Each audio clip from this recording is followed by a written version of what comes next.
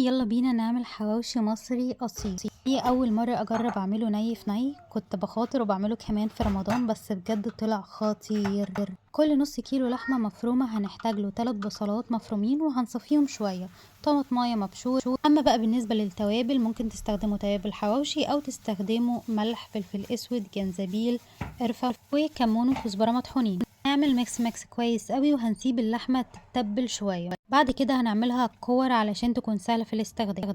هنفتح العيش بالشكل ده، ما يكونش مفتوح كامل، وبعد كده بنبتدي نضيف في كل رغيف احنا عملناه الكورة بتاعة اللحمة ونفردها كويس جدا.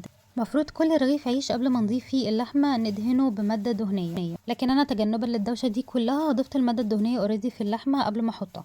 انا عايزه اقول لكم ان الاكله دي سهله وسريعه جدا، في نفس الوقت لذيذه ومش بتبهدل الدنيا. المهم نسيت اقول لكم عشان لو في حد مش مصري بيتابع الفيديوز، العيش المستخدم هو عيش بلدي مصري، اي نوع عيش تاني اعتقد انه مش هينفع. يلا بقى نجهز الماده الدهنيه اللي هندهنها على كل رغيف حواوشي عملناه. استخدمت معلقه كبيره من السمنه، عليها معلقه كبيره تقريبا من الزيت، تقدروا تستخدموا سمنه بس او زيت بس براحتكم. وبعد كده عملت كل رغيف حواوشي وشه وظهره بالماده الدهنيه. كده الحواوشي بتاعنا جاهز، فاضل الخطوه الاخيره.